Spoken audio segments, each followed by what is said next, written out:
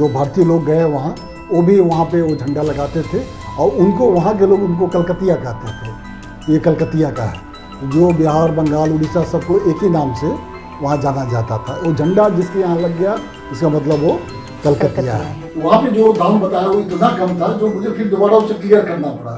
जो उसको मैंने जब कहा ये पूरा आम चाहिए तो मैंने जो देखा कि युगांडा वालों का मैथ बड़ा कमज़ोर होता है। अब के जो जनरेशन है वो खिलौना पहले होता था, वो कैसे जानेंगे, उसके लिए वो कहानी है, कहानी के माध्यम से ही पढ़ेंगे तब उनको पता चलेगा जो ऐसा कैरेक्टर पहले होता था अब नहीं है। जब एक बार वरीय भारतीय अधिकारी के साथ हम लोग गए उनसे मिलने के लिए, तो उनसे पूछा गया जो आप क्या चाहते हैं भारत सरकार से, तो उनका एक बात मुझे दिल को छू गया। उन्होंने कहा जो यहाँ आसपास जो स्कूल है उस पर आप गांधी की ऑटोबायोग्राफी बंटवा दीजिए जहाँ पे इंडियन बच्चे ज़्यादा हैं। जो भावेश है उसमें वो भानु छापर का है, आप भी भानु छापर के हैं, तो जो भावेश है वो केशव ही हैं क्या? नमस्कार, मैं हूँ मधु राणा और आप देख रहे हैं मधुनामा। मधुनामा में आज हमारे साथ हैं दिल्ली पुलिस के इंस्पेक्टर केशव भारद्वाज जी। केशव भारद्वाज जी दिल्ली पुलिस के डिप्लोमेटिक सिक्योरिटी फोर्स में कार्यरत हैं और आजकल खासी चर्चा में हैं अपनी किताब रेड लाइट के कारण। इससे पहले वो एक और किताब लिख चुके हैं चेफरी नाम से। तो आइए मिलते हैं केशव भारद्वाज जी से।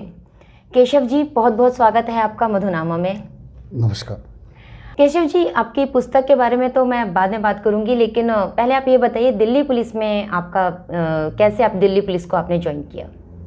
मैं दर्शकों को बता देना चाहता हूँ, मैं ओरिजिनली बिहार से हूँ जी।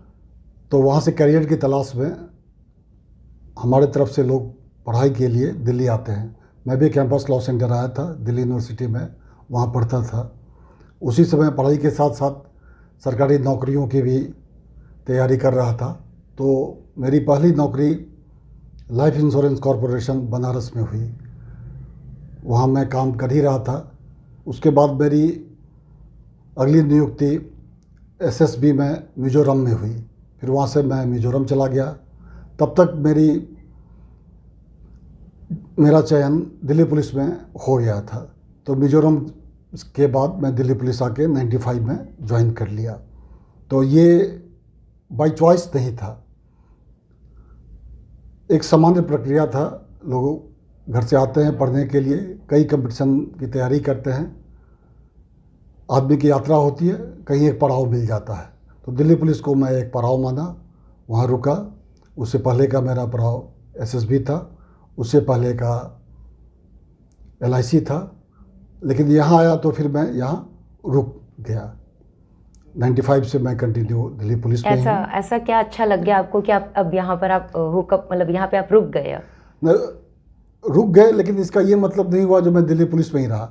जब जब मुझे मौका मिला प्रतिनियुक्ति का, जब 2002 में मेट्रो शुरू हुआ, दिल्ली के जो लोग होंगे उनको पता होगा दिल्ली मेट्रो दिल्ली का लाइफ लाइन है जी। तो सबसे पहला आदमी मैं था जो दिल्ली पुलिस से दिल्ली मेट्रो में आके ज्वाइन किया। कहीं भी आप देखिएगा पुलिस से कॉरपोरेशन में कोई भी आदमी 9 के बराबर जाता है, लेकिन एक नया विभाग था, दिल्ली मेट्रो का एक क्रेज़ था। इसकी कार्य प्रणाली को जानने के लिए मैं 2003 में दिल्ली पुलिस से फिर दिल्ली मेट्रो में आ गया। और एक लंबा समय, जैसे आपने कहा जो दिल्ली पुलिस में क्यों रुक गए, उसी तरह मेट्रो में भी मैं 2003 से 2011 तक 8 साल तक दिल्ली मेट्रो में प्रतिनियुक्ति पे रहा। उसी समय 2010 में कॉमनवेल्थ गेम भी हुआ। तो मेट्रो की तरफ से जो भी जिम्मेदारी मुझे दी गई उसको जितना बेहतर ढंग से किया जा सकता है वो मैंने किया। उसी का परिणाम है जो इतना लंबा मेरा कार्यकाल मेट्रो में रहा। फिर मेट्रो से जब वापस आया दिल्ली पुलिस का तो अफसर ही था मैं, तो वापस फिर अपने कैडर में आया। तो फिर मेरी पहली प्रतिनियुक्ति के बाद मेरी पहली तैनाती स्पेशल सेल में हुई। उसके बाद फिर मैं एफआरआरओ में चला गया। एफआरआरओ से होते हुए मैं विदेश मंत्रालय में फिर प्रतिनियुक्ति पे चला गया। फिर प्रतिनियुक्ति पूरा करके फिर वापस दिल्ली पुलिस में आया हूँ। इसी बीच में ये रेड लाइट बुक आई। उसके बाद जो भी उसका रिस्पॉन्स आया उसी का परिणाम है जो मैं आज आपके सामने बैठा हूँ। तो रेड लाइट में आपने अपने विदेश में जब आप युगांडा में थे उसका आपने अनुभव, इसमें अनुभव के आधार पर कहानियाँ लिखी हैं तो हाँ। जी, तो वहाँ का बहुत सारी और भी बातें होंगी। ये तो आपने कहानी थी एक तो आपने लिखी वहाँ पर, और भी बहुत सारी बातें होंगी। तो हमारे दर्शकों को थोड़ा वहाँ का एक्सपीरियंस बताइए कि आप दिल्ली पुलिस की तरफ से ही वहाँ पर जाना होता है, विदेश मंत्रालय की तरफ से हाँ, जाना होता है? हाँ जी दिल्ली पुलिस से प्रतिनियुक्ति पे हम लोग विदेश मंत्रालय जाते हैं। जी विदेश मंत्रालय के अधीन कुछ ही देशों में, 12 देशों में एक पोस्ट है APWO का, असिस्टेंट पर्सनल एंड वेलफेयर अफसर का। जी तो उस पोस्ट पे मेरी पहली तैनाती साउथ अफ्रीका में इंडियन एम्बेसी में हुई, जो प्रिटोरिया में है। उसके अलावा प्रिटोरिया के अलावा वहाँ 3 कॉन्सुलेट्स भी है, जोहान्सबर्ग, डरबन और केप टाउन में। तो मेरी तैनाती प्रिटोरिया में थी और उसको भी हम लोग वहाँ भी जो भी इशूज़ आता था उसको मैं देखता था।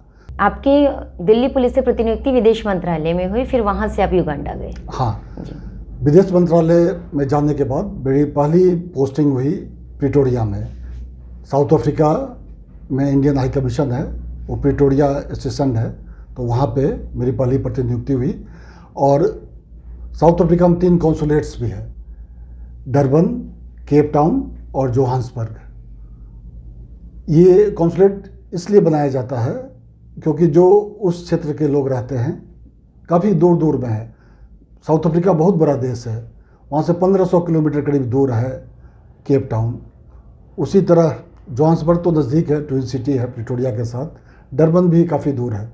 वहाँ पे जो इंडियन लोग हैं उनको जो काउंसलर की सुविधा देने के लिए उन जगहों पे भारत सरकार ने बहुत पहले से खोल रखा है। तो ये इन जगहों पे भी हम लोग जाते थे, वहाँ के लोगों को जो भी कौंसल की सुविधा दे सकते थे वो दिया जाता था। इसके अलावा एक और कंट्री था लेसोथो, वो लैंड लॉक्ड कंट्री है साउथ अफ्रीका के साथ, वहाँ पे इंडियन एम्बेसी नहीं है। तो वहाँ पे भी हम लोग समय समय पर एम्बेसी की तरफ से काउंसलर की सुविधा देने के लिए वहाँ पे जाते थे। हमारा काउंसलर कैंप लगता था, वहाँ के जो भारतीय थे उन लोगों को हम यथासंभव सारी सुविधा वहीं पे उपलब्ध कराते थे। इसके बाद मेरी दूसरी पोस्टिंग ईस्ट अफ्रीका में युगांडा हुआ। युगांडा की कैपिटल कंपाला है, यहाँ पे कोई काउंसुलेट नहीं था, तो कंपाला में ही हम लोग स्टेशन थे। और दोनों देशों के बारे में एक एक चीज़ और बता देता हूँ दर्शकों को। जैसे डरबन एक शहर है दुनिया का वो देश जहाँ सबसे ज़्यादा इंडियन ओरिजिन के लोग वहाँ रहते हैं। और कहीं जैसे हम लोगों को लगता है जो इस देश में इंडियन ज़्यादा है, लेकिन इंडियन ओरिजिन के सबसे ज़्यादा लोग डरबन में हैं। तो वहाँ पे देखिएगा वो दिखेंगे हमारी तरह, लेकिन उनका बोलने का, उनका खाने का, उनका रहन सहन, वो सब हैबिट्स एकदम अलग है। तो कई बार हमें लगता था जो हमारी तरफ हैं, हमारे जैसे दिख रहे हैं, तो बहुत लोग तो इंडियननेस को बचा रखे हैं, लेकिन बहुत बड़ी संख्या उनमें है जो अपने भारतीयता को भूल भी चुके हैं, वो पाश्चात्य सभ्यता। अभी तक मुझे पता था कि मॉरिशस में जहाँ तक मुझे नॉलेज थी, मुझे लगता था कि मॉरिशस में इंडियन ओरिजिन के लोग सबसे ज़्यादा हैं, मुझे ये लगता था। हाँ, मॉरिशस तो एक कंट्री है, मैं यहाँ शहर की बात कर रहा हूँ। शहर डरबन एक शहर है, हाँ डरबन में सबसे ज़्यादा है। भारत से जो लोग जाते थे, जो लेबर का, जिसको इंडेंचर्ड लेबर हम लोग कहते हैं, वो अंग्रेज जो उसमें बॉन्ड बना के ले जाते थे, 5 साल के लिए काम करेंगे, उसके बाद अगर उनका इच्छा है तो वापस भी आ सकते हैं, उनमें ऑप्शन था, नहीं तो वहीं भी वो रह सकते हैं। तो ज़्यादातर जो लोग थे वो वहीं पे रहना पसंद किए, क्योंकि जो जाने वाले लेबर थे वो ऐसे लोग थे उनके पास भारत में भी कुछ नहीं था। उस समय की जो भारत का समाज था उसमें जाति व्यवस्था बहुत ही ज़्यादा थी। वो सारे मैक्सिमम लोग निम्न वर्ग के थे और वो शोषित वर्ग के थे ज़्यादा लोग। कुछ ही लोग ऐसे थे जो जिसको हम कह सकते हैं उस जाति के थे लेकिन गरीब थे, वो लोग गए थे। 3 जगहों से जहाज़ जाती थी। जो कलकत्ता से एक जहाज़ जाती थी वो डरबन गया, दूसरा विशाखापत्तनम और तीसरा मुझे लग रहा है चेन्नई। 3 जगहों से जो वहाँ के इंडियन लोगों ने मुझे बताया, प्रिटोरिया में 3 जगहों से लोग वहाँ गए हुए हैं। एक और चीज़ मैं आपको बताऊंगा, बड़ा नया चीज़, जो जैसे कई इंडियन के घर में मैं एक झंडा होता है, जैसे अपने यहाँ भी एक बांस घर के उस पे एक झंडा लगा होता है, उसको महावीरी झंडा हमारे यहाँ बिहार वगैरह में कहा जाता है। तो जिसके यहाँ उसको जो भारतीय लोग गए वहाँ, वो भी वहाँ पे वो झंडा लगाते थे और उनको वहाँ के लोग उनको कलकतिया कहते थे, ये कलकतिया का है। जो बिहार, बंगाल, उड़ीसा सबको एक ही नाम से वहाँ जाना जाता था। वो झंडा जिसके यहाँ लग गया, इसका मतलब वो कलकतिया है। तो जो कलकत्ता से लोग जाते थे वो भी है, जो कलकत्ता से ही जाता था। और जो साउथ के भी, हमें ये होता था जो साउथ के लोग कम हैं, लेकिन ये साउथ के बहुत ज़्यादा लोग हैं। मैं प्रिटोरिया में जब था तो आपको बता रहा हूँ, वहाँ एक नज़दीक में एक जगह है लॉर्डियम। तो लॉर्डियम में साउथ इंडियन ही ज़्यादा है, जो उस समय आप लोगों को पता हो, काफ़ी लोगों को पता भी होगा, वहाँ पे पहले रंग भेद था साउथ अफ्रीका में। तो शहरों से इंडियन लोगों को वहाँ से निकाल दिया गया था, उनको दूसरी जगह बसाया गया था। पहले भारत में भी अंग्रेज़ों के टाइम में बहुत पहले सब तरह का था, गाँव के अंदर अलग अलग कास्ट आधार पे टोला में बटे हुए थे, जो इस जगह पे इस जाति के लोग रहेंगे, इस जगह पे ये ऐसे बंटवारा था। तो इंडियन को निकाल के लॉर्डियम में रखा गया था। उसी तरह जो वहाँ के स्थानीय श्वेत थे, उनको अंग्रेज़ों ने निकाल के एक जगह है सुबेती शायद है, तो वहाँ पे उन लोगों को रखा गया था। तो अलग अलग जगहों पे उनको बसाया गया था। तो लॉर्डियम में जाता था, तो प्रिटोरिया से जो एक रास्ता है, वो आपको ये नाम बड़ा अच्छा लगा, नाना सीता मार्ग था। नाना सीता मार्ग, सीता नाम देख के कितना सुनने में अच्छा लगता है। तो नाना सीता जो थे वो मंडेला के साथी थे, और वहाँ का जो स्वतंत्रता संग्राम था उसमें उनका बहुत बड़ा योगदान था, और इसीलिए उनके नाम पे प्रिटोरिया से लॉर्डियम का जो सड़क है उसका नाम नाना सीता मार्ग है। वो मुख्य सड़क है एक तरह से। मैं भी उसी से जाता था, करीब 30-40 किलोमीटर दूर है। वहाँ पे साउथ इंडियन ज़्यादा है, और वैसे इंडियन भी हैं जो आज़ादी से पहले गए हैं, बाद में वो पाकिस्तान बट गया, बांग्लादेश बट गया, तो उसमें कई ऐसे लोग हैं जो अपने को इंडियन नहीं कहते हैं, लेकिन अब उनका पाकिस्तान से रूट है, वहाँ बांग्लादेश से रूट है, लेकिन वहाँ सब एक ही एकदम आपस में मिल के रहते हैं। वहाँ हमको पता नहीं चलेगा कौन कहाँ का है, क्योंकि ये सब काफ़ी मतलब 1870, 80, 90 उस समय में वो लोग गए हुए हैं। उस समय देश तो बटा नहीं था, संस्कृति बटी नहीं थी, हमारा कल्चर बटा नहीं था। उनका रहना, बोलचाल, भाव, सिचुएशन पर रिएक्ट करना सब एक ही जैसा है। जो हमारा भारत का क्या मूल है, अतिथि देवो भव। हम दूसरे को बहुत ही ज़्यादा देवता की तरह मानते हैं। तो लोग ऐसे ही किसी को भी देखते थे, नए आदमी को उस शहर में आया वो समझ जाते थे, उसमें इंडियन को देखते थे तो और भी ज़्यादा आपकता से वो लोग बात करते थे। पर अच्छा समय हमें वहाँ बिताने में, लॉर्डियम जाने में लगता था। बहुत सुंदर दक्षिण भारतीय शैली में वहाँ मंदिर सब है, अब बहुत ही अच्छे ढंग से वहाँ पूजा पाठ ये सब होता है। इंडियन होटल्स भी है, डोसा खाने भी दूर दूर से, जोहान्सबर्ग वगैरह से साउथ इंडियन का बहुत फेमस है। इटली पॉइंट सब है, वहाँ लोग जाते हैं, खाते हैं। वहाँ पे मैं एक और बात बताऊँगा आपको। वही नाना सीता जो थे, उनकी एक बेटी थी, वो वहीं रहती थी, और उस समय करीब 80 करीब उनका एज था, अनमैरिड थी वो, और काफ़ी वृद्ध थी और थोड़ी कमज़ोर भी लग रही थी। लेकिन वहाँ के आसपास के जो इंडियन थे वो, अब बड़ा सुंदर एक चीज़ मुझे लगा, जो सब आपस में जब बात किया तो मुझे पता चला उन लोग आपस में अपना ड्यूटी बांधे हुए कि आज उनके साथ ये जाए बैठेगी, अगले दिन इस घर वाली बैठेगी, उसके बाद वो बैठेगी। आपस उन्होंने बांटा हुआ, वो अकेली नहीं रहेगी उनके साथ, क्योंकि उनके पिता का बहुत बड़ा कंट्रीब्यूशन है वहाँ पे के आज़ादी में। जब एक बार वरीय भारतीय अधिकारी के साथ हम लोग गए उनसे मिलने के लिए, तो उनसे पूछा गया जो आप क्या चाहते हैं भारत सरकार से। तो उनका एक बात मुझे दिल को छू गया। उन्होंने कहा जो यहाँ आसपास जो स्कूल है उस पर आप गांधी की ऑटोबायोग्राफी बंटवा दीजिए, जहाँ पे इंडियन बच्चे ज़्यादा हैं। बस उन्होंने एक ही चीज़ मांगा। कितनी बड़ी बात है। आजकल कोई किसी को कह दे जो मुझसे मांगिए, उसमें सरकार से मांगने के लिए लोगों की लंबी फहरिस्त होती है। उनके पास कोई फहरिस्त नहीं थी। एक चीज़ था, जो बच्चे हैं उनको गांधी की आत्मकथा किताब भेज दीजिए। और बोली कि मेरे पिता, यहाँ के जो भारतीय समुदाय के लोग थे, उनको एक ही चीज़ कहते हैं, आप लोग हर आदमी भारतीय राजदूत अपने को मानिए, ऐसा कोई काम ना कीजिए जिसके कारण भारतीय का मान यहाँ कम हो। तो ये हम लोग हमेशा, हर कोई यहाँ कॉन्शस रहता है जो उनके किसी कार्य से भारत का जो नाम है वो किसी भी उस पर कोई बट्टा ना लगे। तो ये लोग इतना ज़्यादा नम्र हैं और इतना ज़्यादा भारतीयता को बचा के रखे हैं। उनका पोशाक, उनका रहन सहन, उनका खान पियान लौडिया में तो मुझे बहुत ही अच्छा लगा। बहुत ही अच्छी जानकारी आपने दी।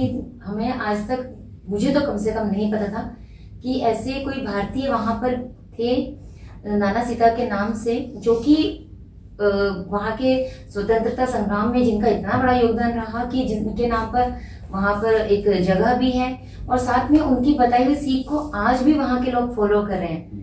और सबसे अच्छी बात और भी मुझे ये लगी कि जो इस समय वहां पर भारतीय हैं वो हमसे ज्यादा भारतीय मूल्यों की रक्षा कर रहे हैं। तो ये रेड लाइट, फिर आप जब युगांडा में गए तो वहां के अनुभवों के आधार पर आपने रेड लाइट की थी, लेकिन रेड लाइट नाम आपने रखा है तो पहले मुझे लगा कि रेड लाइट से, क्योंकि हम लोग भारत में तो रेड लाइट का मतलब नेगेटिव जाता है, तो मुझे लगा कुछ वहां से रिलेटेड कुछ बात होगी ऐसा कुछ। लेकिन बताइए इसके बारे में थोड़ा हमें, इस कहानी के बारे में।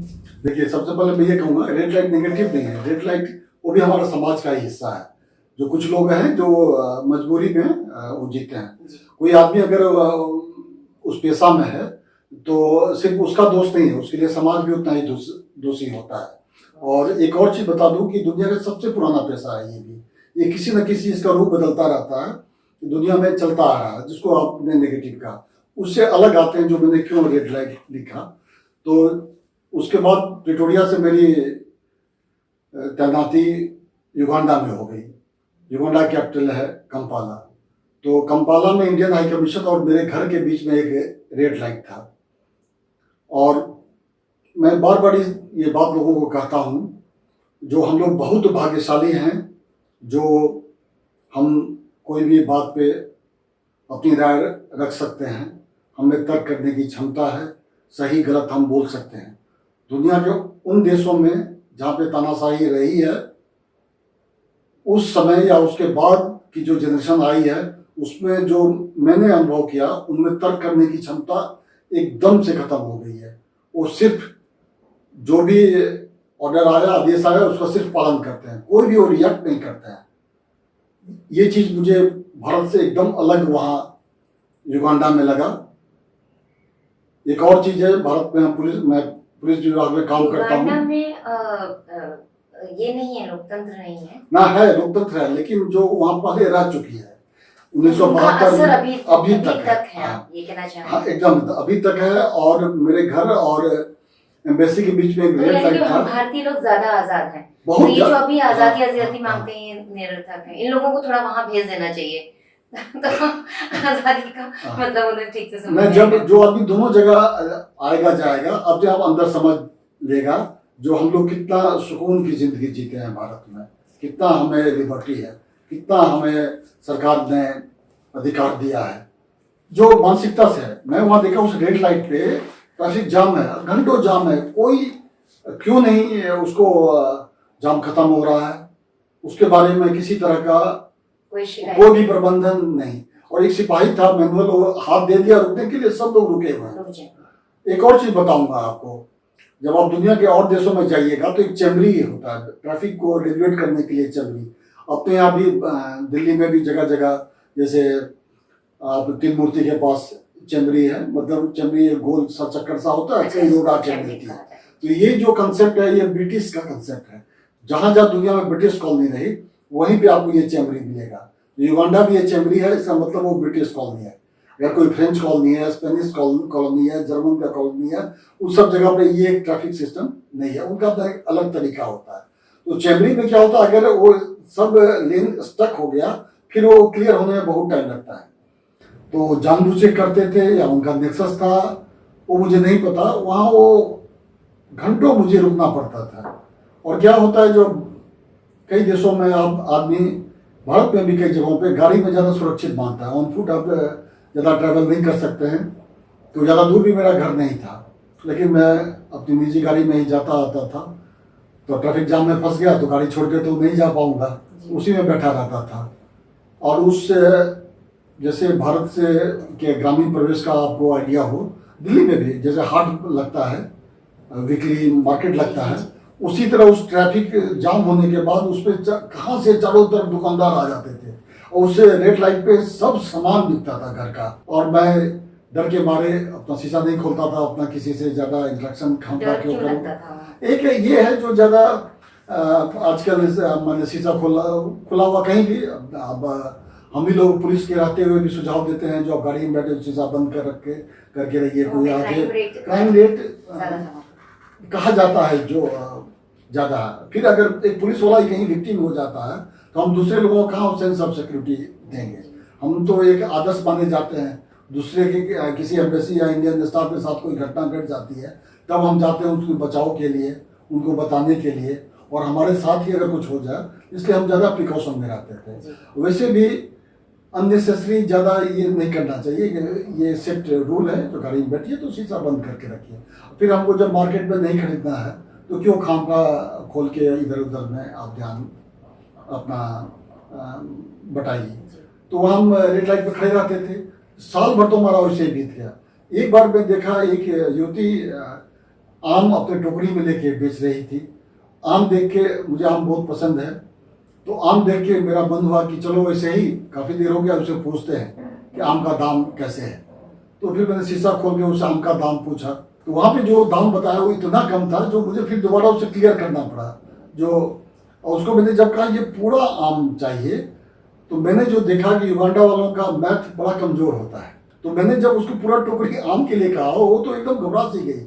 उसको एक या दो आम मैक्सिमम मैं देखता था खिड़की से, शीशा से कभी कभार लोग खरीदते थे, वहाँ एक ही आम खरीदते हैं ज़्यादा, उससे ज़्यादा नहीं, कोई कोई दो आम खरीदता था। मैंने पूरा टोकरी का जो आम कहा तो उसको बहुत समय लगा। वो जैसे पहले पुराने ज़मानों में जो हाथ पे जो लोग काउंटिंग करते थे उसी तरह वो हाथ से भी कर कर काफ़ी देर बाद उसने एक दाम बताया जो पूरा टोकरी का एक दाम है।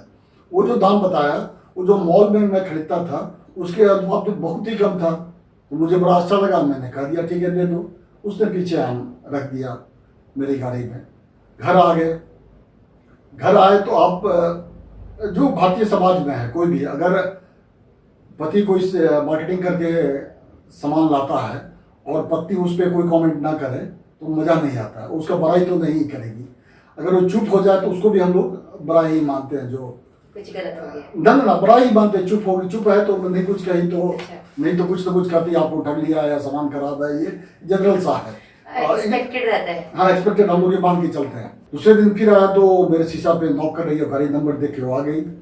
फिर मुझे लगा कोई नॉक कर रहा है, लेडी है, अनजान शहर में आदमी को, जो आपने रेड लाइट की ओर जो बताया जो नेगेटिव वही डर हुआ, कहीं कोई कॉल गर्ल तो नहीं है।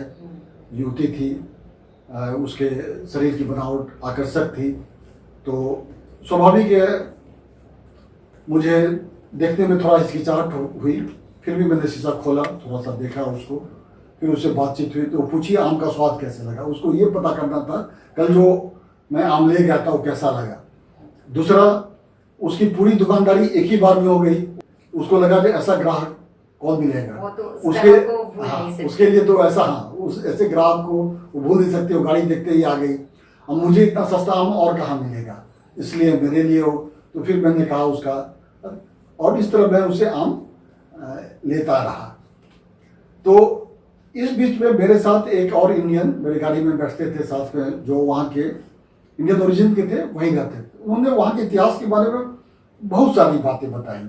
और क्या वो सच है या झूठ है वो तो मुझे नहीं पता है। वो हॉस्पिटल के हाँ, बारे में जब वो हाँ एकदम उसी रेड लाइट पे वो हॉस्पिटल था, उसका नाम, उसको रेड लाइट को बुलागो रेड लाइट ही कहा जाता था, वहीं पे बुलागो हॉस्पिटल। उसको मैं देखा तो एकदम मुझे एम्स लगा हो।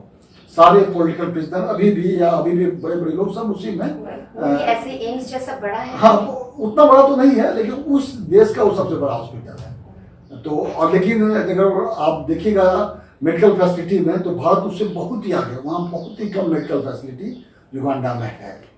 तो उस अनुपात में जो आप बहुत ही कम है। एक और चीज़ बताऊंगा, वहाँ अभी ये रेड लाइट से जब आगे जाएंगे तो और सारी बातें वहाँ के बारे में हम बताएंगे। तो वैसी रेड लाइट में उन्होंने इतिहास की कई सारी बातें आई जो मेरे लिए एकदम नया था।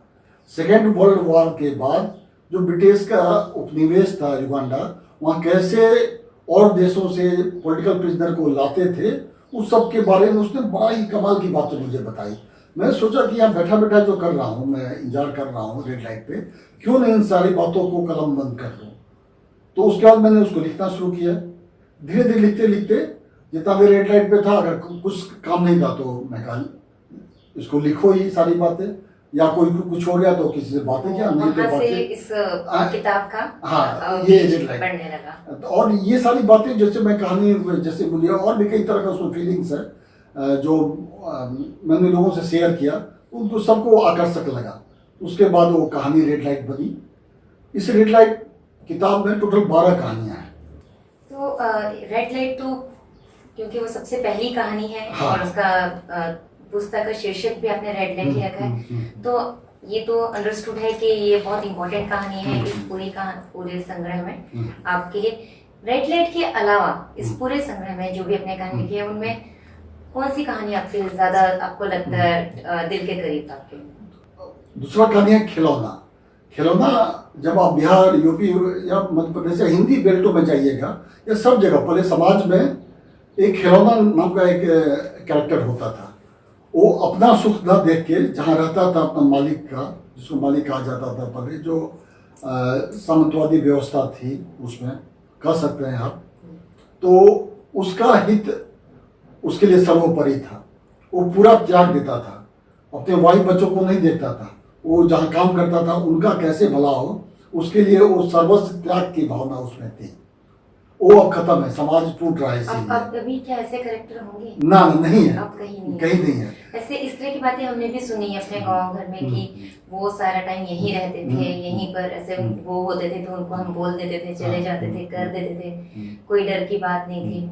ये बातें हमने भी सुनी है। एक ही जनरेशन बाद कैसे समाज बदल जाएगा, और उसका एक अधिकार था वो घर में आना। अभी भी अब दिल्ली में ही है, कोई आदमी बिना नॉक किए आपके घर में आ जाए तो उसको हम खराब मानेंगे ना। हम किसी को अधिकार देते हैं, ना किसी का अधिकार अपने को होता देते हैं। लेकिन वो नहीं, खिलौना जैसा कैरेक्टर बिना पूछे हुए पूरे घर में कहीं चला जाता था, और वो अपने मालिक को भी सलाह देता था, उसको उसके मुंह पे वो सच गलत बता देता था। तो इस तरह एक सामाजिक व्यवस्था थी। समाज में अब जो मैं देखता हूँ उसकी बहुत कमी आ गई है। खिलौना जैसे कैरेक्टर अब नहीं है। अब के जो जनरेशन है वो खिलौना पहले होता था वो कैसे जानेंगे, उसके लिए वो कहानी है, कहानी के माध्यम से ही पढ़ेंगे तब उनको पता चलेगा जो ऐसा कैरेक्टर पहले होता था अब नहीं है। लेकिन वो अपना ही घर समझता है, इसीलिए वो उसको कोई इसमें गिला शिकवा या शर्म ऐसा कुछ भी इसके मन में कोई इसको लेकर कोई बात। दूसरा एक और पुराना समाज था, वुमेन एम्पावरमेंट की बात है। खिलौना ने जिस लेडी से शादी की वो शादीशुदा थी, लेकिन उसने उस समय भी ये नहीं को डरपोक था या ये था, उसने सबसे बड़े जमींदार था, उन्होंने जो कोई अत्याचार किया उसका वो प्रतिकार किया। उसने उसको बाद में उसको उस एरिया का पहला आदमी बताया गया जिसने अन्याय के खिलाफ आवाज उठाया। उसमें ये भी गुण थी, उसके इस गुण के कारण वो दबंग था, लेकिन अपने मालिक के प्रति ऐसा नहीं कि उनके प्रति मतलब कुछ बदतमीजी करे, अपमान उनका करे, ऐसा वाला भाव नहीं था, लेकिन ऐसे अपने जाति में वो दबंग था। वो दबंग हम लोग मानते, वो दबंग नहीं था, वो सही गलत कहता था, वो सही गलत समझता था। गलत तो हम उसी को रहेंगे, अगर हम प्रतिकार नहीं किए तो हम भी गलती पे हैं। तो ज्यादा लोग तो आजकल गलत ही होते हैं, लेकिन वो दबंग नहीं था, वो गलत को गलत कहता था, गलत को गलत बताता था। उसमें ये बड़ा तो इससे ये जो घटना आपने इसमें लिखी है खिलौना के लिए, तो इससे आप ये बताना, खिलौना का जो आप कैरेक्टर बता रहे हैं, आप ये बताएं कि वो सही को सही और गलत को गलत मान करके चलने वाला व्यक्ति था। ऐसे लोग एकदम समाज से, आज जो समाज में जो बिखराव हुआ है उसका मुख्य कारण खिलौना जैसे लोगों का न होना है। वो समाज को जोड़ के चलता था, वो लोग उसमें वो साहस होता था जो अपनी बात कह सकता था। और एक और देखिए, उस लेडी को भी उसने रखा, संबंध निभाया। जो अपने गांव की वो लड़की थी जिससे उसके साथ रही, उसको रखा हो, उसने उसके साथ संबंध निभाया। सबके सामने, ये नहीं जो ये उसको बुढ़ापा में छोड़ दिया, उसका इलाज, सब चीज़ें वो बहुत बढ़िया है उसका कैरेक्टर। तो खिलौना मुझे बहुत ही मेरे मन के करीब है। और आज के कई लोग पढ़े नए जनरेशन के, उनको भी आश्चर्य लगा जो पहले ऐसे समाज में ऐसे कैरेक्टर था। जैसे आपने कहा जो आपका उसके प्रति सम्मान हुआ, सबका उसके प्रति सम्मान हुआ। एक और बात आपको बताता हूँ, इस कहानी को पढ़ के एक बहुत सीनियर रिटायर्ड डॉक्टर हैं बिहार में, डाल्टनगंज में रहती है, उन्होंने मुझे फ़ोन करके कहा, उनका ग्रैंड सन काफ़ी बड़ा है, कि जब वो छोटी थी, जब स्कूल में पढ़ती थी वो 6th-7th में, तब उनके घर में खिलौना जैसा एक कैरेक्टर था। वो बोली कि हमको स्कूल ले जाओ, तो कभी वो खुद अभी 80s के हैं, बोले उनके घर में भी वो ऐसे ही एकदम सेम कैरेक्टर था, उसका नाम बुधराम था, वो उनके यहाँ रहता था। तो मुझे वो याद आया, बोले कि मैं आपकी किताब पढ़ रही थी, साथ साथ ही मैं पेशेंट को भी देख रही थी अपनी प्रैक्टिस में। तो कल इतना मुझे वो कल कई बार वो कहानी पढ़ी, उनको भी खिलौना सबसे ज़्यादा अच्छा। तो खिलौना जैसे अब करेक्टर क्यों नहीं है हमारे समाज में? हम उनको सम्मान नहीं दे रहे हैं इसलिए, या अब उनको हमारी ज़रूरत नहीं? नहीं, दो चीज़ हैं। अब क्या है, जो अभी जो सामाजिक व्यवस्था है उसमें कोई आदमी अपने बच्चे को खिलौना नहीं बनाना चाह रहा है। हर आदमी चाह रहा है जो मतलब सामंत की जगह पे, जो मालिक जिसको हम कहते थे, उसकी जगह पे आए। दूसरा, पहले अशिक्षा थी, वो कर क्या सकता था।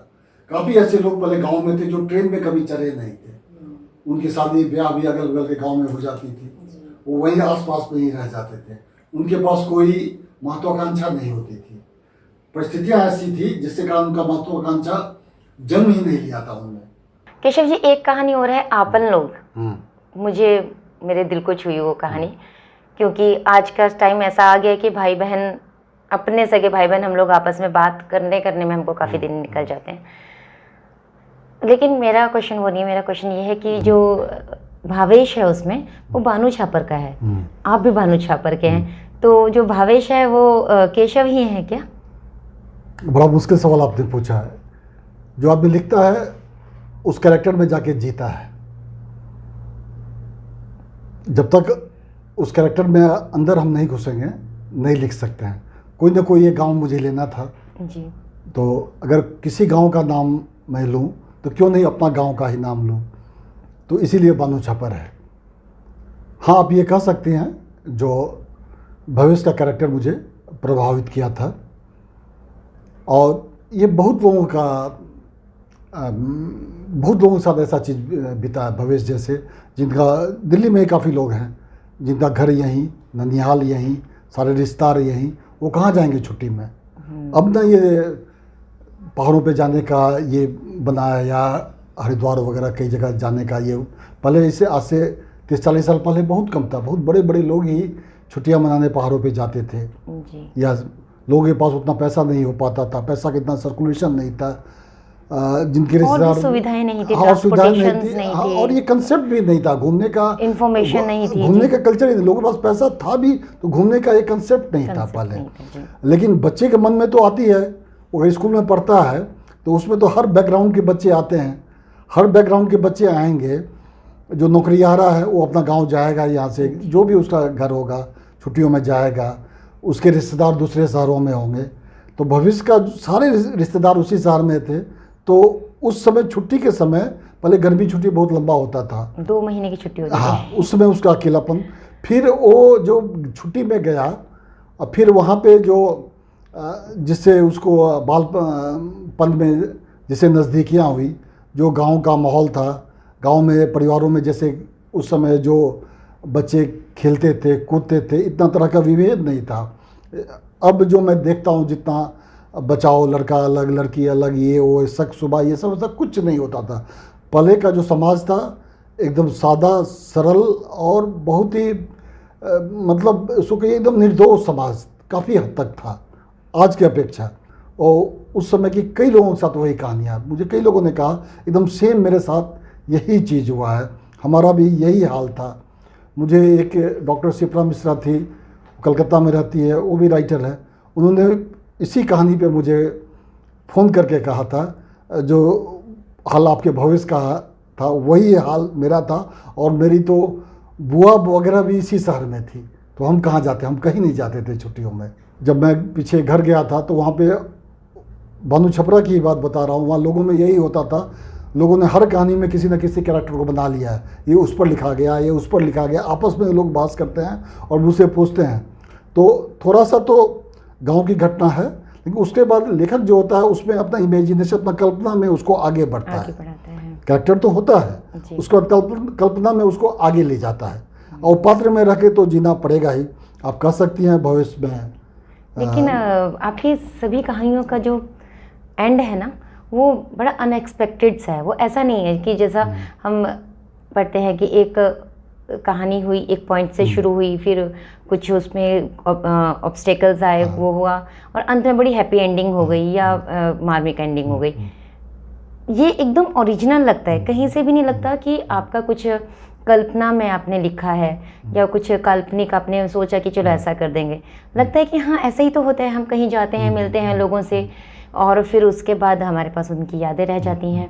या जैसे भावेश की कहानी है, तो एक उनको अपनी पुरानी मिल गई, और हालांकि स्टार्टिंग में कहीं से रिवील नहीं हो रहा था, लग रहा था कि शायद कुछ इनका और कुछ इमोशनल अटैचमेंट होने वाला है, लेकिन बाद में वो एकदम भाई बहन के उसमें आ गए। बहुत ही अच्छा, बहुत ही दिल को छूने वाली कहानी थी। मैं उसको भूल नहीं पा रही हूँ, बल्कि मुझे भी अपने कजन्स वगैरह याद आ रहे हैं, और शायद ये प्रोग्राम करने के बाद मैं उनको कॉल भी करूँ।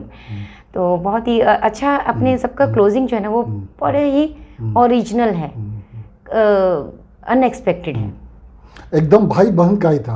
मैं आपको बता दूं, थोड़ा सा मिलता जुलता जिसको आधार रख के मैंने किया। उनके बाद, उस घटना के बाद उनकी लड़की का शादी अभी पिछले दिनों हुआ है, तो उसके बाद फिर मैं उसमें अटेंड किया। उस बीच में मुझे कभी कोई मुलाकात नहीं हुई है, तो ये भी एक सुखद संयोग है। तब मैंने उनको बताया भी, जो कुछ मैंने लिखा भी है इस तरह की बातें, तो हंसने लगी। तो पहले क्या ना, जो भाई बहन के बीच का जो रिलेशन होता बड़ा पवित्र होता था, उसमें कहीं कोई स्वार्थ, ये सब तरह की कोई बात ही नहीं थी, कोई फीलिंग ही नहीं थी। एक जो अपना हो गया वो भाई है, जो अपनी है वो बहन है, दूसरे इसके सिवा दूसरा, और एक गर्लफ्रेंड, ये सब जो आज का चीज़ है। पहले जब हम लोग छोटे थे इस तरह की कोई बातें दिमाग में आती ही नहीं थी। एक चीज़ और मैं आपको रोकना चाहता हूँ, जो आपने कहा सेम चीज़ मुझे JNU के प्रोफेसर हैं हिंदी का, वो मुझे मिले, तो वो उन्होंने भी यही कहा। बेसिकली वो भोजपुरी भाषा जानते हैं, लेकिन तो उन्होंने कहा कि जो आपने कहा जो आपका एंड क्या होगा वो अनट्रेडिशनल है। उन्होंने कहा आपकी कहानी जब हम पढ़ रहे थे तो हम लेखक का जो होता है, जो भी स्थापित लेखक है, उनका एक ट्रेंड होता है, ये हुआ तो ऐसे कहानी जाएगी, ऐसे आगे बढ़ेगी। तो आपका जो है अनकन्वेंशनल कई चीज़ें हमें लगा, तो वही हमें पसंद आया आपकी कहानियों में। तो उनका भी जो आप कहें शब्द सब वही कमेंट उनका था, जो आपका एकदम अनट्रेडिशनल, क्या अंत होगा हमें एकदम नहीं पता नहीं। और बाकी आप किसी कहानी में आप दे दीजिए, किसी का किसी भी स्थापित लेखक का, आप वो मैं नहीं पढ़ा हूँ, अब वो कहानी का मैं आधा पढ़ लूंगा, बता दूंगा इसका। हाँ, मतलब सबका ये एक वांट है, उसके पीछे चल रहे हैं, वो वांट अंत में या तो मिल गई या नहीं मिली। यहाँ तो ऐसा कुछ है ही नहीं है, इसीलिए लगता है कि जैसे सच में ये ऐसा हुआ है। और जो आपने अभी थोड़ी देर पहले बताया कि वहाँ पर भी आपके गांव में भी लोग या आपके जो रिश्तेदार में लोगों कहते हैं इस पर लिखी गई है, इस पर लिखी गई है, तो वो इसीलिए लगता है क्योंकि वो सारी बातें, एक एक शब्द, एक एक बात जो वहाँ पे इवेंट्स हो रहे हैं, जो भी परिस्थितियाँ बन रही हैं, जो भी कुछ हो रहा है, वो लगता है हाँ ऐसे ही तो होता है, ऐसे ही तो होता है। कुछ भी ऐसा नहीं कि अचानक से कोई धमाकेदार कोई बात हो गई या अचानक से बड़े दुख गर्त में कोई चला गया, ऐसा कुछ भी नहीं हो रहा है। बिल्कुल ओरिजिनल चीज़ें हैं, एकदम लग रहा है कि ये किसी की कहानी उठाई गई है, इसलिए मुझे लगा कि भावेश शायद आप हैं। एक कहानी की और बात कर लेते हैं, वो भी मेरे मन में बहुत देर से हो रहा है। बड़े घर की बहुरिया, बहुत ही मार्मिक कहानी थी। और मुझे हालांकि एक दो बातें मैंने भी अपनी मम्मी से ऐसे सुनी है, अपनी माँ से, कि कोई गरीब घर की लड़की की जब शादी बड़े घर में हो जाती है तो थोड़ा सा वहाँ पे बंदिश आ जाती हैं। लेकिन मुझे लग रहा था कि अंत में वो आ जाएंगी और मिल लेंगी अपने पिता से, लेकिन अंत में भी वो नहीं आई। उसके बारे में थोड़ा बताइए कि ये कहाँ से आपके हृदय में कहानी आई और आपने कलम से उतार दी। देखिए, ये जो है इसमें सबसे बड़ी बात है, दोनों ही बड़े घर की है।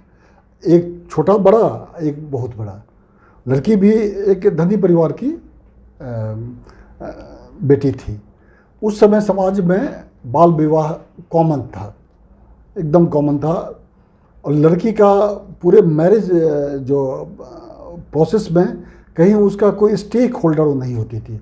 उसकी शादी फिक्स कर दी जाती थी, उससे पूछा तक भी नहीं जाता था। ये मान लिया जाता था कि पेरेंट्स जहाँ कर दिए उसकी शादी होती है। एक जनरेशन पहले यही था एकदम, जिस तरह भी जहाँ भी ये फ्यूडल सिस्टम था समाज में, वहाँ इस तरह का होता है।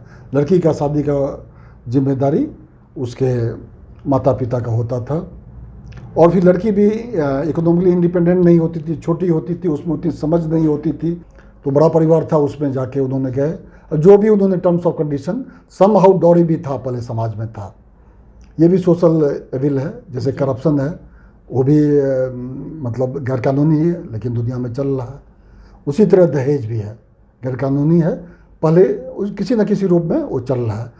जो पहले ये गिफ्ट्स वगैरह या डॉरी जो भी आप बोले वो दिए जाते थे, शायद वो एक कंपनसेट किया जाता था, क्योंकि उस टाइम पर बेटी को कोई हक नहीं था फादर की प्रॉपर्टी पर, तो शायद वो कंपनसेट करते थे कि चलो हम अपनी तरफ से अपनी बच्ची को अभी कुछ गिफ्ट कर दें।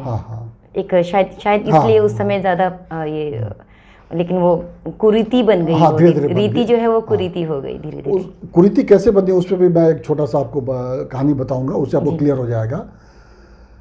दहेज के मैरिज का जो सबसे बड़ा ये जो कारण था, उसमें क्या होता है, हर लड़का वाला चाहता है हमसे बड़े घर में बेटी जाए।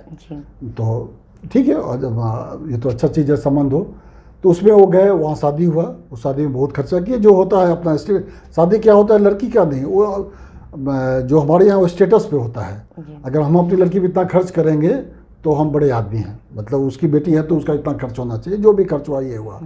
लेकिन उस पिता धीरे धीरे समय बदलता गया, और वो उनका पहली संतान थी। काफ़ी वर्षों के बाद वो पहली संतान, वो बड़ी बेटी थी। बाद में और बच्चे हुए, समय बदलाव, बच्चे पढ़े, आगे बढ़े, और बच्चों का उन्होंने लेट से शादी किया, वो पढ़े लिखे लायक बने, फिर शादी किया। लेकिन बड़ी का उन्होंने कर दिया कम में ही, उसके बाद उसकी पढ़ाई ख़त्म हो गई। जब वो जाते हैं उसके यहाँ मिलने के, किसी फंक्शन में बुलाने के लिए, तो उसके ससुराल का ऐसा सिस्टम था, उसमें वो लोग बहू को उनको अपनी बेटी से मिलने भी नहीं दिया, वापस आ गए। उसके बाद पूरे जीवन वो कभी अपनी बेटी के यहाँ फादर नहीं गए, इसी दुख से। घर पे उनकी वाइफ पूछती है क्या हुआ बेटी का, क्या हाल है, क्यों नहीं आई? तो जैसे झूठ बोलना पड़ता है, उन्होंने झूठ बोल दिया जो उनकी सास का तबीयत खराब था।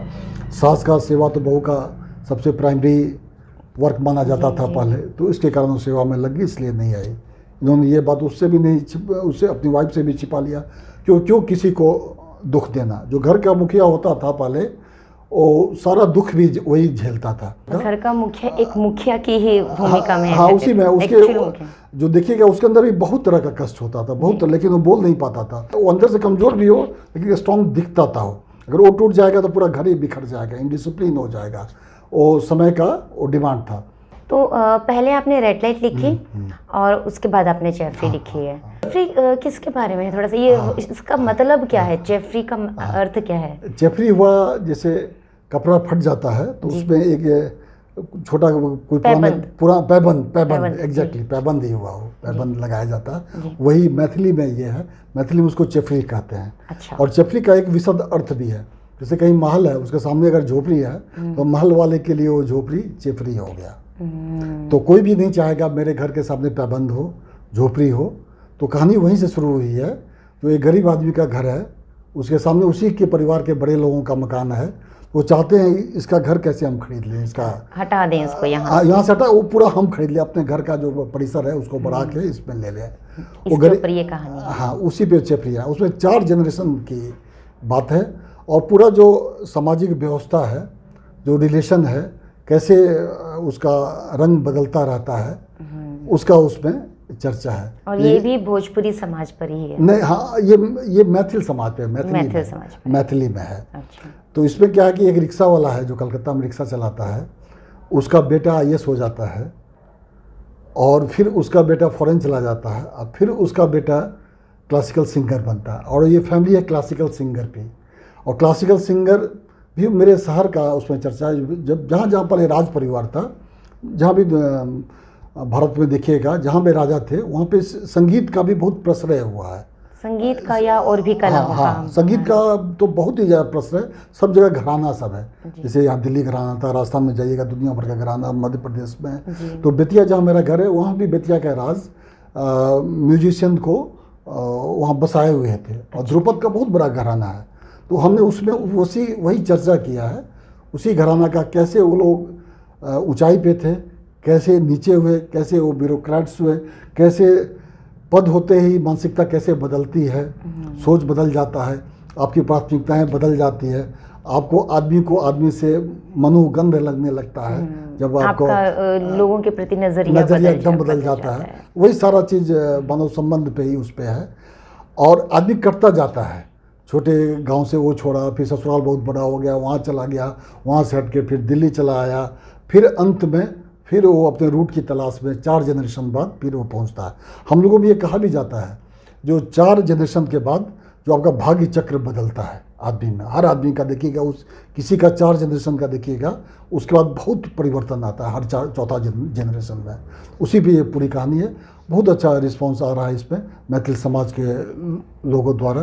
कई लोगों ने फ़ोन करके, फेसबुक पे भी मेरा जो भी लोग कमेंट्स देते हैं, तो फेसबुक पे मेरे नाम से जो अकाउंट है उस पर भी आपके नाम से फेसबुक पेज है, उस पर लोग भेजते हैं अपना, उसमें आप देखिएगा, बड़ा अच्छा लगता है। जो फर्स्ट टाइमर को इतना अच्छा रिस्पांस आएगा, और यही जो लोगों का रिस्पांस है वही मुझसे लिखवा रहा है। आपका ये लिखने की जो कला है वो आपको अंदाज़ा था कि आप इतना अच्छा लिख लेते हैं, या आपने जब पहली बार इसे रेड लाइट से पहले भी कुछ लिखा आपने लेख हुए क्या, कुछ लिखते थे? पढ़ने का तो बहुत था, इससे पहले मैं पढ़ता ही रहता था, और पढ़ने का मुझे शौक था शुरू से ही। हमारा जन्म उस घर में हुआ जब हम छोटे थे, तो साप्ताहिक हिंदुस्तान, धर्मयुग और भी कई, टाइम्स ऑफ इंडिया उस समय मेरे शहर में 3 दिन बाद आता था, तब भी आता था टाइम्स ऑफ इंडिया। पूरे शहर में 2-4 ही आदमी तब भी वो हमारे यहाँ आता था। हम लोग नहीं अंग्रेजी जानते, तब भी घर में आ रहा है, पैसा लगा है तो कुछ पढ़ें, तो ये सब चीज़ें थी, और पढ़ने की आदत थी, तो वही पढ़ता ही गया। लिखने का भी था, कुछ लिखता था, डायरी लिखता था शुरू से, लेकिन मुझे भी नहीं पता था जो अब मैं ठीक ठाक लिखने लगा हूँ। जब लिखा, कहानियाँ सोशल मीडिया पे भेजा, लोगों का रिस्पॉन्स आया, फिर उसके बाद, और इतना ही नहीं, 2 और मेरी बुक आ रही है, क्योंकि इसी साल में आपने 2 बुक्स ला दी, एक के बाद एक। इसी में कई लोगों का, जैसे संतोष सरस जी ही मेरे रेड लाइट पे कहा उन्होंने, जो देखिए मतलब किताब लिखी गई है भोजपुरी में, उसकी लिपि जो हिंदी है, और जो नाम है वो अंग्रेजी है, और उसमें पूरी आत्मा जो ही अंग्रेज विदेश की आई है, पूरी आत्मा जो है वो पूरा, क्योंकि आपने 1-2 कहानियां हैं जो विदेश से संबंधित लोग हैं, मतलब है भारतीय लेकिन विदेशों में रहते हैं, उनकी आपने मनोदशाएं और उनकी जो व्यथाएं हैं वो आपने इसमें लिखी हैं। अपन लोग में भी है इसी तरह, जी, और रेड लाइट में भी है जी। तो 2 और कहानियाँ मेरी आ रही है, बुक आ रही है, अब एक हिंदी में आ रही है, मैं, मानिनी और प्रिया। ये कहानी है पेज 3 पर। पेज 3 जो जिसको हम लोग सबसे ऊपर का तबका के लोग कहते हैं, जो बड़े बड़े 5 स्टार होटल से कम में अपनी पार्टियां नहीं करते हैं जी। उनके जीवन पे उसमें 2 कैरेक्टर है, मानिनी और प्रिया। उन दोनों का संयोग भी, मेरी जो भी अभी तक किताब आई है, जो भी मैं लिख रहा हूँ, सब अपने शहर के इर्द गिर्द ही, पता नहीं क्यों मुझे वो अट्रैक्ट कर रहा है। वहाँ की ही 2 कैरेक्टर हैं जो यहाँ के दिल्ली में आके बहुत नामचीन लोग हो गए हैं, और एकदम पारंपरिक परिवार की लड़की अब बिना बड़ा धड़ल्ले से सबके सामने सिगरेट पी रही है, अचानक ड्रिंक कर रही है, उसमें ऐसा परिवर्तन आ गया। अल्ट्रा मॉडर्न हो गई। हाँ, अल्ट्रा मॉडर्न हो गई। हालांकि उनका पद भी है, उनकी पोजीशन भी है, सब कुछ है। पहले भी होता था, लेकिन पहले कुछ परंपरा के नाम पे उनकी आज़ादी को कटिल कर दिया जाता था। अब वो अपने टर्म्स पे जी रही हैं, अपने टर्म्स पे संबंध बना रही हैं, अपने अनुसार उनका पूरा जीवन है। कैसे वो बदलाव आया है मुझे भी नहीं पता था। महानगर में इतना साल रहते हुए हो गया कि उन लोगों की सोच क्या होती है, उन लोगों का लाइफ स्टाइल क्या होता है, वो घर में कैसे रिसर्च कर रहे हैं। हाँ, मैंने किया, उनके साथ रहा, उनसे बातें की, तब जाके वो सारी, और ज़रूर मैंने बहुत सारी बातें रिवील किया है जो एकदम अभी तक पर्दा में था, मुझे खुद पता नहीं था। और इतना डर लगता था उस 5 स्टार होटल उन पार्टियों में जाने से। तो मैं गया, वहाँ जाया, देखा उनका जीवन कैसे वहाँ सब कुछ होता है। और ज़रूर मुझे लग रहा है जो लोगों को पसंद आएगी। मतलब कोई कहानी आप लिखते हैं तो उसमें रिसर्च आपका होना चाहिए, उसका बैकग्राउंड, वो सब, क्योंकि जैसे अपने रेड लाइट में जो कहानी लिखी है उसमें जितने अच्छे से समझाया सॉरी लिखा गया है चीज़ों को, उसी से समझ में आ रहा है कि ये जिया है, लेखक ने ये जिया है सारा। और दूसरा, मेरे आसपास जो लोग हैं वो अपनी बात भी इतने ढंग से मुझे बताते हैं, और मुझे ये खुशकिस्मत हूँ जो मुझे मौका मिलता है उस जीवन को देखने का भी, जिसको मैं लिखता हूँ, सोचता हूँ किस बारे में लिख रहा हूँ या कौन सी बातें मुझे अट्रैक्ट किया। उसके बाद फिर मैं उसके जितना तक इन्फॉर्मेशन होता है उसके बारे में जुटाता हूँ, उससे जुड़े हुए लोगों से मिलता हूँ, और फिर उसके बाद ही उस पर से कोई कैरेक्टर आता है। एक और मेरा बुक आ रहा है अफ्रीका यात्रा, जो मेरा पूरा 5 साल का टेन्योर हुआ अफ्रीका का, उस पर आया। उसमें अफ्रीका के बारे में ऐसी ऐसी बातें आपको। तो ये यात्रा संस्मरण है या? हाँ, संस्मरण ही एकदम है, उसमें ट्रेवलॉग कर सकते हैं उसका, यात्रा संस्मरण ही है। वो मैथिली में है। आप मैथिली और भोजपुरी में, हिंदी में नहीं लिखेंगे? ना, हिंदी में मैं, माननी और प्रिया ये हिंदी में रहेगी। हाँ, और रेड लाइट का भी हिंदी और अंग्रेजी वर्जन भी आ रहा है। वैसे इसको पढ़ने में मुझे ज़्यादा कठिनाई नहीं हुई, समझ में आ रहा था, क्योंकि वो वही बात है कि दिल से लिखी गई हैं चीज़ें। थोड़ा बहुत होता है, थोड़ा सा डिफिकल्टी होती है, बट वैसे सारा कुछ समझ में आ रहा था। मुझे लग रहा है कोई भी हिंदी भाषी इसको अगर अच्छे से पढ़े, अच्छे मन से पढ़े तो समझ लेगा। इतना सवाल आपने मुझसे पूछा, मेरा भी एक सवाल है। सबको पता है जो सबसे पुराना जो रिपब्लिक है पूरे दुनिया में, जी, उसको हर कोई जानता है, वैशाली कहा जाता है। और आप वैशाली की, वैशाली अपने ससुराल में वैशाली की बधू हैं, तो आपको कैसा लगा हमारा वैशाली, जो दुनिया का सबसे बड़ा रिपब्लिक? वहाँ आप गई होंगी, लोगों से इंटरेक्ट की होंगी, लोगों से बातचीत हुआ होगा, तो आखिर कुछ तो है जहाँ पे कोई चीज़, मैंने यही देखा है, तो उसके पीछे जरूर वो जो थाती होता है, जो पिछला ये होता है, बहुत दिन तक आता रहता है। तो वैशाली के लोग अभी भी काफ़ी मतलब रिपब्लिक हैं, वो अपनी बातों में स्वतंत्र हैं। मेरा कुछ मतलब दोनों ही है, पॉजिटिव भी है, थोड़ा नेगेटिव भी है। पॉजिटिव से आपने कहा कि हाँ लिबरल है, सब कुछ ठीक है। अब पता नहीं वो मुझे ही लिबर्टी मिली हुई है क्योंकि मैं बाहर की हूँ, इसलिए मिली है कि या एक्चुअली में मिली और लोग वहाँ पे ले नहीं रहे, क्योंकि मैंने देखा वहाँ पे थोड़ा सा जैसे मैं हिमाचल से बिलोंग करती हूँ, दिल्ली में पली बड़ी हूँ, लेकिन जब मेरी शादी हुई तो मेरा वैशाली में आना जाना हुआ, तो वहाँ पे जो थोड़ी सी चीज़ें हैं जो वो मुझे अच्छी नहीं लगती, जैसे कि बहुत ज़्यादा बंद समाज है, महिलाओं के ऊपर बहुत ही ज़्यादा वहाँ पर है। मुझे नहीं हुआ, मेरी फैमिली में मुझे नहीं रोका टोका गया, मैं वहाँ पर सूट भी पहनती हूँ, लेकिन वैसे वहाँ के जो बहुएँ हैं जिनको वहाँ पे पुतो कहा जाता है, तो वो लोग को वहाँ पे सूट पहनने की आज़ादी नहीं है, वो मुझे अच्छा नहीं लगता।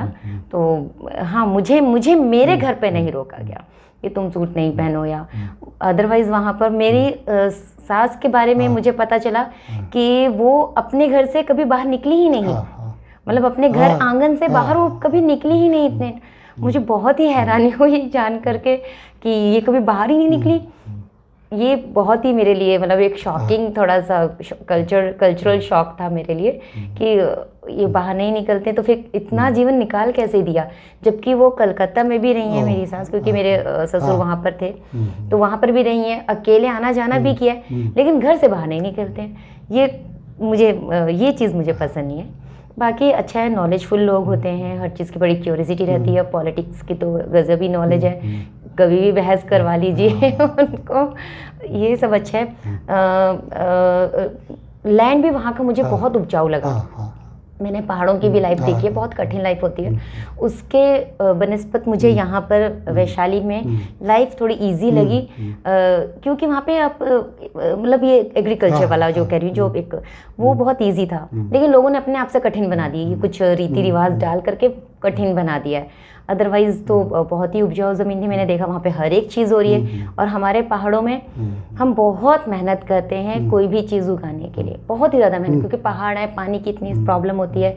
हम भी वहाँ पे गेहूँ मक्का सब हम लोग भी उगाते हैं, लेकिन बहुत मेहनत लगती है। मैंने देखा है, मैंने नहीं किया है काम, लेकिन मैंने देखा है वहाँ पर काम करते हुए लोगों को, और कितनी मुश्किल से गाय भैंस ये सब पाला जाता है। एक बात और मुझे मौका मिल गया है कहने का, तो मुझे थोड़ा अजीब लगा कि मेरी जो जानकारी थी या मेरी जो समझ थी वो ये थी कि गाय पालना बहुत अच्छा होता है, सबको गाय पालनी चाहिए, और मैंने अपने यहाँ पर पहाड़ों में भी देखा गाय पालते हैं। लेकिन जब मेरे ससुराल में मुझे ये पता चला कि महिलाएं गाय नहीं पाल सकती हैं, ये मुझे बहुत अजीब लगा कि महिलाएं क्यों नहीं गाय पाल सकती हैं, नहीं वो नहीं करेंगी। और ये पर्टिकुलर कुछ कास्ट में है, सब में नहीं है, लेकिन कुछ कास्ट में, अपर कास्ट में महिलाएं खेती बाड़ी नहीं कर सकती, महिलाएं गाय ये सब जो है गाय भैंस ये सब नहीं पाल सकती। हालांकि वहाँ पर भी इसको तोड़ने वाले हैं और तोड़ा है।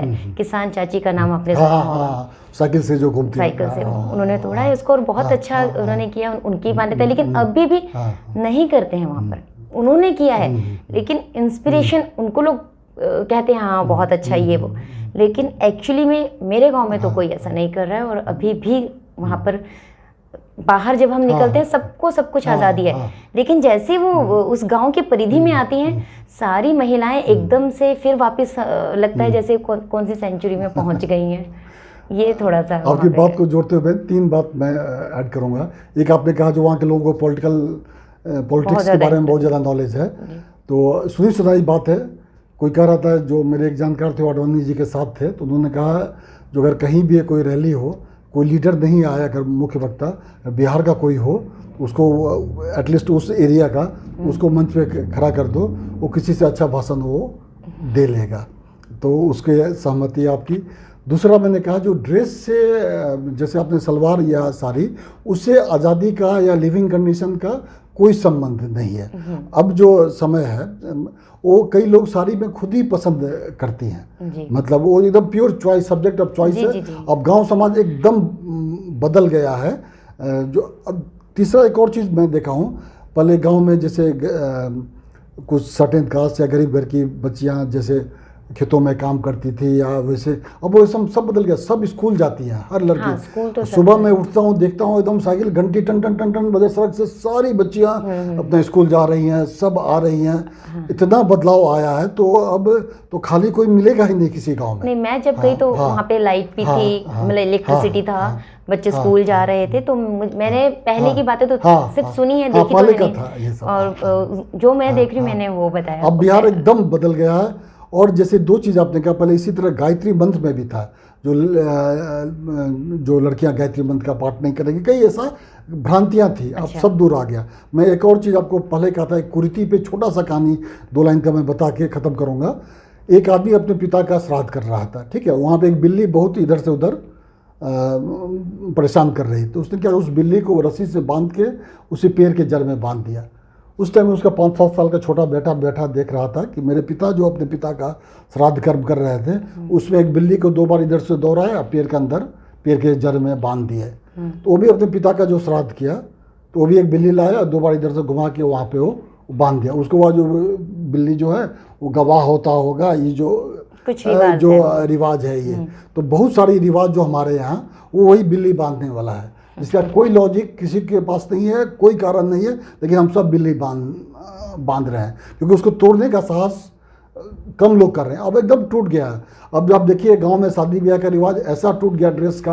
अब जो ये जो आ गया बड़े बड़े ये बैंड पार्टी और दिस दैट, ये सब कहाँ था पहले, मैंने बड़ा ट्रेडिशनल शादियाँ होती थी। अब तो फिल्मों को देख के इतना महंगा, डॉरी कम हो गया है, या और वो सारा शादी के लिए इतना खर्चा, वो सारा खर्चा वहाँ हो रहा है, बजट तो उतना ही है। बहुत सारी जानकारियाँ हमें दी जो हमें पता ही नहीं थी, और किताब के बारे में बात करके तो बहुत ही अच्छा लगा, क्योंकि एक कहानी तो हम पढ़ रहे थे, लेकिन लेखक के मन में क्या चल रहा था या उसको लिखते समय, और या क्या किस सोच के साथ लिखा है, वो बात करने पर ही हमें पता चलता है। तो मुझे बहुत खुशी है कि आप मधुनामा में आए और आपने इतना सारा समय दिया, और सभी कहानियों पे, लगभग सभी कहानियों में आपने बहुत अच्छे से हमसे चर्चा की है।